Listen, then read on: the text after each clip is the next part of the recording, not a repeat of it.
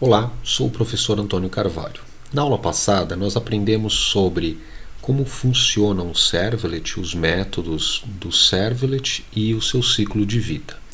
Nesta aula, nós vamos implementar um servlet na prática, herdando aquela classe generic servlet. Então, nós vamos pegar o nosso projeto que nós criamos numa das aulas anteriores e vamos criar um servlet. Para isso, nós vamos abrir aqui o Java Resources e aqui na pastinha Source nós vamos criar um package.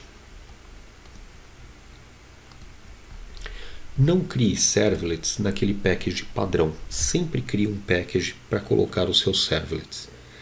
Dependendo da versão do Tomcat que você estiver usando, dependendo do application server que você estiver usando, pode dar problemas. Então vamos criar um package chamado edu.curso. Dentro desse package nós vamos criar uma classe, eu vou chamar de meu servlet. É uma classe Java comum, vou chamar de meu servlet.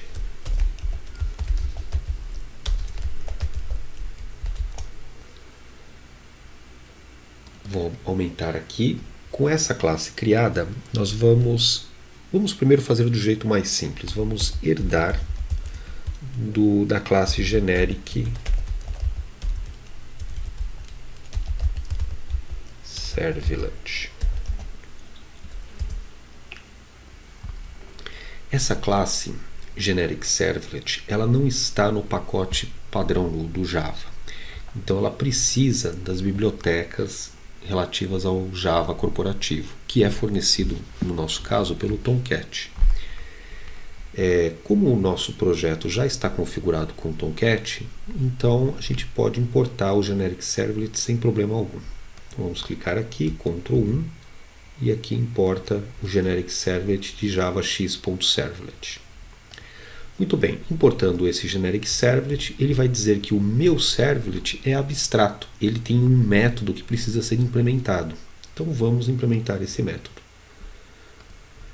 O método é aquele método service lá.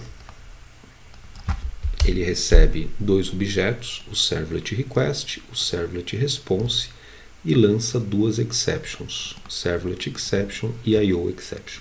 Este servlet, para que ele execute, nós vamos colocar um comando aqui, apenas para dar um system out println na console mesmo. Vamos colocar assim, meu servlet foi executado com sucesso. Tá bom? E vamos agora associar esse servlet a uma URL. Então aqui eu coloco web servlet, que é aquela notation para especificar a URL do servlet. Antigamente nós tínhamos que fazer descrever no arquivo chamado web.xml qual que era o nome do servlet, o nome da classe e a URL. Agora é só botar a annotation aqui e as coisas ficam mais fáceis. Eu vou chamar de meu servlet, ou melhor, vamos chamar de meu primeiro servlet, tá bom? Com o M, o P e o S maiúsculos. E isso aqui é case sensitive, então é obrigatório que você cumpra direitinho. Vamos importar o web servlet. Importado o web servlet, pronto. O meu projeto está pronto com um servlet lá dentro. Como a gente modificou o código, ele já está aqui no Tomcat, o nosso projeto, eu só preciso restartar o Tomcat. Então dou um restart, ele vai compilar essa classe do servlet, vai colocar essa classe lá dentro do webinf, e o meu Tomcat vai estar pronto para poder executar esse servlet. Então, se eu executar aqui localhost 8080 aula 3, né, barra meu primeiro servlet, bato um Enter. Aqui no navegador ele não mostrou nada, porque a gente não configurou para mostrar nada no navegador. Mas lá na console do nosso servidor, mostra que o servlet foi executado com sucesso. Então a gente chamou pelo navegador e esse código aqui, ó, foi executado com sucesso. Tá vendo? Criar um servlet é bem simples. Vamos fazer uma pequena modificação para mandar um texto de resposta para o navegador. Então, este objeto tem todas as informações que vieram do navegador para o servlet, e este objeto aqui tem as informações que eu vou mandar para o navegador. Então, este objeto has, ele tem um método chamado getWriter, que ele me dá uma espécie de system out, onde eu posso executar printline e mandar coisas para o navegador. Eu vou criar uma variável chamada out, e o tipo dessa variável é do tipo printWriter. Vou importar printWriter. E agora nessa variável out eu posso dar printline e mandar um texto lá para o navegador. Por exemplo, vamos mandar um texto H2 ou H3 melhor. Olá, bem-vindo ao meu servlet. E fecho o H3. Para garantir que o texto realmente vá para o navegador, eu vou dar um out.flush.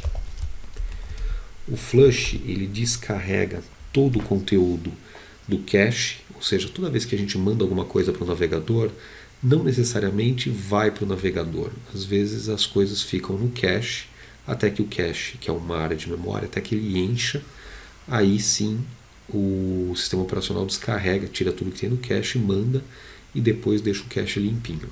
O flush eu garanto que a informação saiu do cache e foi para o navegador. Muito bem, ó. Salvei o servlet. Vamos restartar o Tomcat. Aquele server está aqui, ó. Vou dar um restart nele. Muito bem. Quando a gente acionar o servlet agora, ele vai escrever lá na console, mas vai me dar uma mensagem aqui no navegador. Olá, bem-vindo ao meu servlet. Tá?